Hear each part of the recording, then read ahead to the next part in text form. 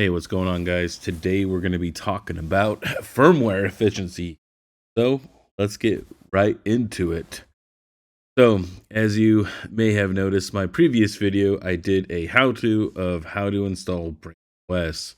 Now, there are several other firmwares out there. There's Brains OS, there's Luxor, there's the Hive OS, Hive on firmware for ASICs. There's Vanish.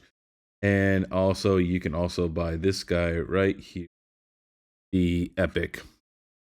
Now, with that being said, there's so many of these firmwares out there that claim to be the best to reduce your electrical consumption, boost your hash rate by 30, 20, 30, 40%, whatever you have, okay? Now, my goal isn't to get the most hash rate. My goal is to get the best efficiency, right? That is my goal.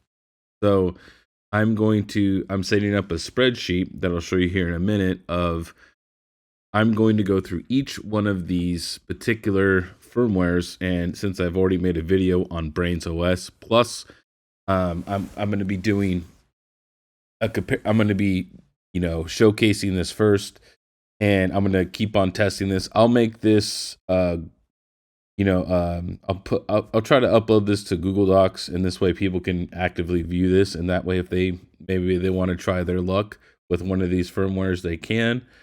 I think it's important though, because there's so many of these.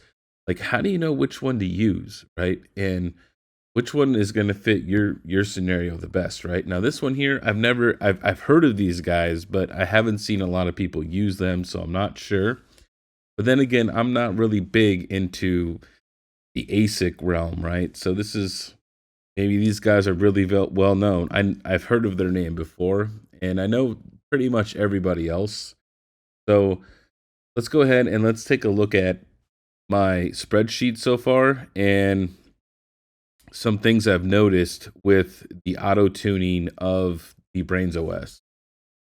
All right, so we're over here at my spreadsheet, and I've just started this, and it's going to take me a long. And I'll show you guys here in a minute why it's going to take me so long. Now, this is the S19K Pro 120 terahash with the Brains OS Plus firmware on it. And what I'm doing is I'm putting down the terahashes and the. Now, you can see here, I tried this several times to do either 2000 or 2100, and it just would fail. And I'll show you that here in a minute, where how you could tell if the tuning fails. But I couldn't, get that to work right now. It's at 2200. This is what we got. So this is overclock so far. Now, I am going to be doing two different ways of doing this with Brains. I'm going to be doing a terahash lock and a power lock to see if there's differences. I'll do like two of the terahash locks to see the difference. Now, the next one on this page over here is going to be my S19J Pro 104 terahash. And this one here, I am using a hash rate lock. So I'm locking it 70, 75, and 80. And it keeps it around there. Like I said, ASICs, it's kind of like a wavelength. So it's like up and down. And you can see here that I got these backwards. I got to fix it. This is supposed to be 24.3, and this is supposed to be 1820 over here.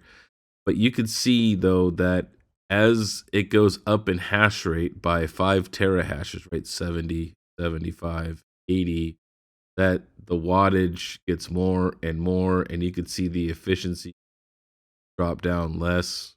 This is just some testing I'm doing to see what kind of efficiencies we can get out of these machines. Where do the efficiencies stop? And what is the most profitable efficiency to run this machine at? Obviously, the best efficiency will give you the most profitability, right? Because you're using less energy, and you're going to make it more profitable for people, and will help people long term for when the Bitcoin halving happens. And Bitcoin usually takes a dip at the halving, which is only a few months away. We're about 5 months away. So this is very paramount we want to try to make ourselves be the most efficient during this time, so this way we can try to keep our profitability. So let's go ahead and let me log into one of these machines, and I'll show you a little bit more about the stability of the overclocking in brains. So we're over here at the um, we're at the S19K right now, and this one's stable. And I recently just did this one, right, within the last 15 minutes. Now I will show you the S19J Pro.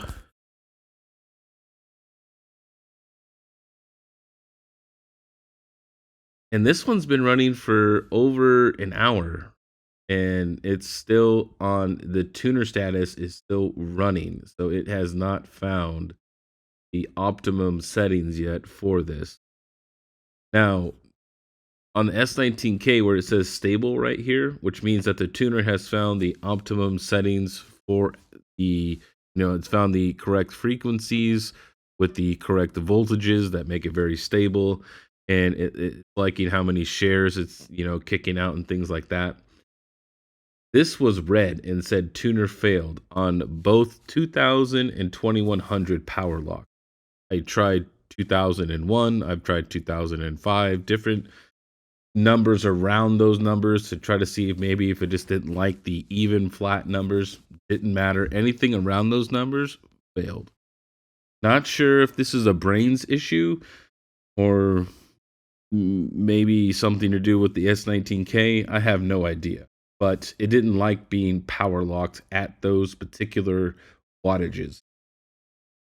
So you can see here that it's at about 108 terahash, and it's around its efficiency that it's supposed to be getting. It's like at 21, 22, somewhere in there. So which this right here is almost, we're getting very close to the stock terahashes here. We're at 2356, so we're not that far in wattage, going away from the hash rate. So that's what we're going to be doing here over the next few days. Now, what is going to be the next firmware that I do look at?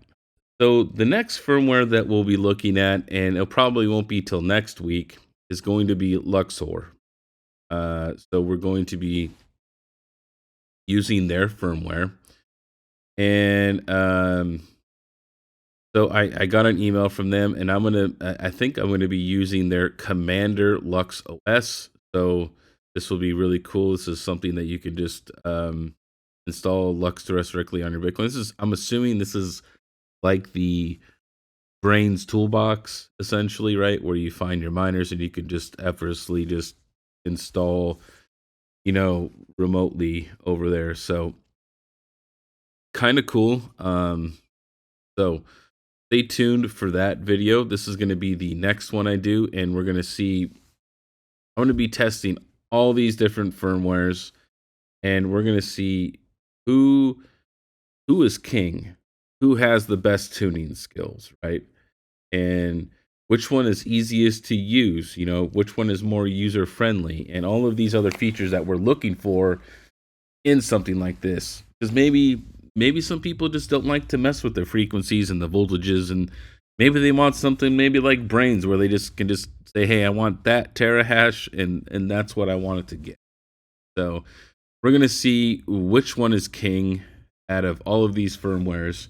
Let me know your guys' thoughts down below, and just remember, this is Mining King giving you the hashes, and I'll see you next time.